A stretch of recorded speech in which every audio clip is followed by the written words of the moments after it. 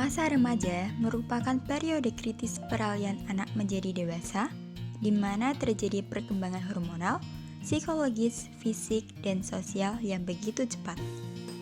Pada umumnya, masa remaja dibagi berdasarkan periode masa puber. Ada 3 periode. Yang pertama, masa remaja awal, yang berada di rentang usia 10 hingga 12 tahun. Di masa ini, remaja lebih dekat dengan teman sebaya, ingin bebas, dan lebih banyak memperhatikan keadaan tubuhnya. Yang kedua, masa remaja pertengahan, yang berada di rentang usia 13 hingga 15 tahun. Di masa ini, remaja mulai mencari identitas diri dan muncul rasa suka dengan lawan jenis. Yang ketiga, masa remaja akhir, yang berada di rentang usia 17 hingga 21 tahun. Di masa ini, remaja mulai mengungkapkan kebebasan diri, lebih selektif dalam mencari teman sebaya, dan mempunyai citra tubuh terhadap dirinya sendiri. Remaja ingin mencoba banyak hal baru yang dapat membuktikan dirinya sebagai orang dewasa, sehingga tak jarang terjadi perubahan pada diri dan perilaku berisiko remaja yang seringkali memicu konflik antara remaja dengan dirinya sendiri atau internal, dan konflik dengan lingkungan sekitarnya atau eksternal. Apabila konflik ini tidak diselesaikan dengan baik, maka akan memberikan dampak negatif terhadap perkembangan remaja tersebut di masa mendatang, terutama terhadap pematangan karakternya dan tidak jarang memicu terjadinya permasalahan pada kesehatan mental. Teman-teman, menurut data dari Riskesdas tahun 2013, ternyata Kota Malang menduduki peringkat keempat se-Jawa Timur dalam kategori penderita tingkat tekanan psikologis. Ada sebanyak 11,5% populasi umum yang menderita tekanan psikologis, dengan diantaranya 53,2% adalah remaja. Ini adalah beberapa gejala yang bisa dijadikan sebagai tanda bahwa remaja memiliki gangguan pada mentalnya. Remaja menjadi sering melamun, berbohong atau mencontek, mengambil barang orang lain, berperilaku seperti anak kecil, sering marah, menghancurkan barang-barang, menyakiti hewan atau orang lain, prestasi menurun, dan menggunakan obat-obatan terlarang. Salah satu faktor risiko yang mempengaruhi kesehatan mental adalah media sosial. Perlu teman-teman ketahui bahwa data dari Kominfo 2020 sebesar 30 juta pengguna internet adalah anak-anak dan remaja. Jumlah ini semakin meningkat didukung oleh kondisi pandemi saat ini. Penggunaan media sosial yang tinggi dan sering terkait dengan harga diri yang rendah dan citra tubuh yang buruk. Hal inilah yang menunjukkan skor gejala depresi yang lebih tinggi. Citra tubuh terbentuk dari bagaimana status gizi seseorang. Nah, teman-teman masih ingat ya bagaimana menghitung status gizi? Status gizi remaja dihitung berdasarkan IMT per usia. Ada 4 kategori status gizi berdasarkan IMT per usia, yaitu kurus atau gizi kurang, normal atau gizi baik, gemuk atau gizi lebih, dan obesitas. Remaja cenderung memiliki gejolak ingin menjadi pusat perhatian. Apabila remaja tidak merasa percaya diri dengan bentuk tubuhnya tadi, maka akan berpengaruh terhadap kesehatan mentalnya. Ada sebuah penelitian menuliskan bahwa berat badan yang gemuk dapat menimbulkan seseorang menjadi stres dan cemas. Tak hanya pada remaja yang gemuk saja, pada remaja kurus juga disebutkan memiliki pengaruh terhadap kesehatan mental. Hal ini dikaitkan karena remaja kurus cenderung memiliki asupan gizi yang kurang tepat dan memilih minim makanan, sehingga jika tidak diatasi dapat mempengaruhi perkembangan kognitif. Penggunaan media sosial yang semakin tinggi dan sering juga semakin menurunkan aktivitas fisik remaja. Pada sebuah penelitian menunjukkan hasil bahwa remaja yang memiliki keaktifan di media sosial yang tinggi cenderung mempunyai kebiasaan olahraga yang rendah. Padahal, semakin sering menggerakkan tubuh, maka akan semakin mengurangi masalah kesehatan mental. Seperti pada sebuah penelitian menuliskan bahwa semakin tinggi tingkat aktivitas fisik, maka tingkat depresi akan semakin rendah. Berbicara tentang kesehatan mental, tahukah kalian apakah itu kesehatan mental?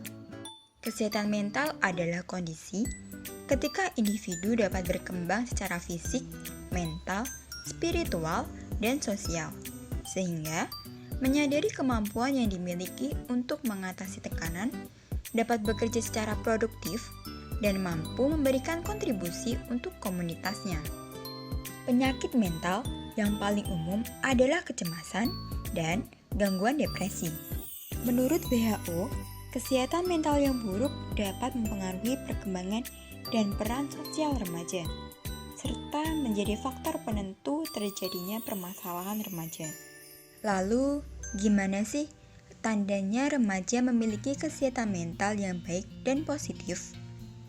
Tentunya, remaja mampu menghadapi berbagai situasi dalam kehidupan dan dapat menyesuaikan diri dengan baik. Mereka dapat merasakan bagaimana kesejahteraan dan kebahagiaan kehidupannya. Lalu, bagaimana sih tips untuk mencapai kesehatan mental yang baik dan positif bagi remaja? Oke, sedari tadi kita banyak membahas bahwa ternyata status gizi dan aktivitas fisik juga dapat mempengaruhi kesehatan mental remaja. Maka dari itu, untuk mengatasi permasalahan kesehatan mental, kita bisa memulainya dengan memperbaiki status gizi dan meningkatkan aktivitas fisik kita.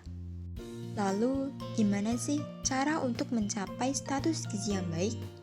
Teman-teman, kita bisa menerapkan rekomendasi dari Kementerian Kesehatan, yaitu 10 pedoman gizi seimbang untuk mencapai status gizi yang baik. 1. Biasakan mengonsumsi aneka ragam makanan pokok. 2. Batasi konsumsi makanan manis, asin, dan berlemak. 3. Lakukan aktivitas fisik yang cukup dan pertahankan berat badan ideal. 4. Biasakan mengonsumsi lauk pauk yang mengandung protein tinggi. 5. Cuci tangan pakai sabun dengan air mengalir. 6. Biasakan sarapan pagi. 7. Biasakan minum air putih yang cukup dan aman. 8. Banyak makanan buah dan sayur. 9.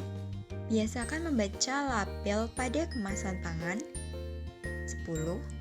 Syukuri dan nikmati aneka ragam makanan.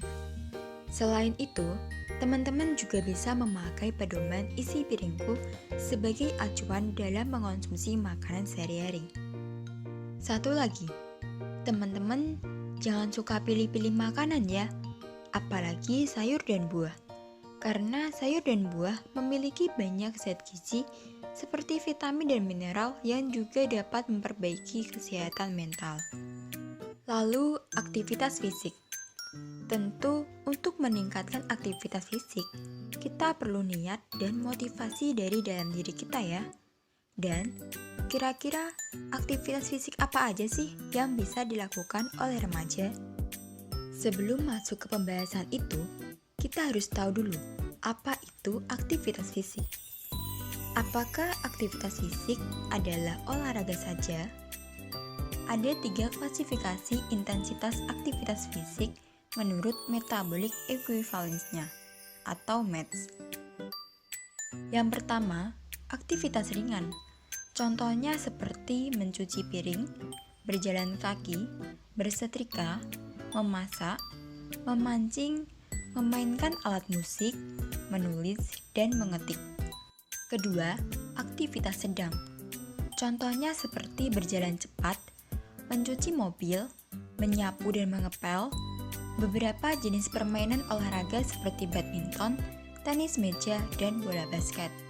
Yang ketiga, aktivitas berat.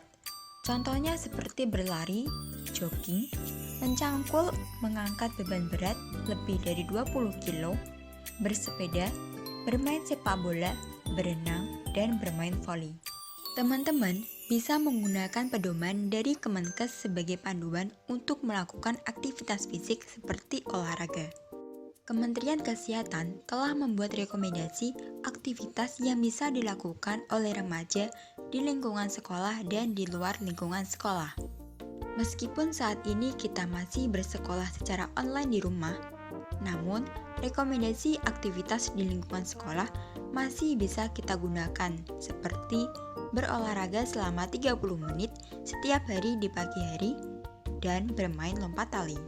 Kemudian, anjuran dari Kemenkes untuk di luar lingkungan sekolah, kita bisa melakukan intensitas aktivitas fisik sedang berat seperti jogging, bersepeda, dan berenang minimal 1 jam perharinya, serta latihan penguatan tulang dan otot seperti senam, sit up, push up minimal 3 kali dalam seminggu. Oke, akhirnya kita berada pada penghujung video. Gimana nih teman-teman? Kalian pasti mau ya memiliki mental yang sehat dan positif? Maka dari itu, yuk perbaiki status gizimu dan tingkatkan aktivitasmu agar aku, kamu, dan kita menjadi generasi penerus bangsa yang berkualitas.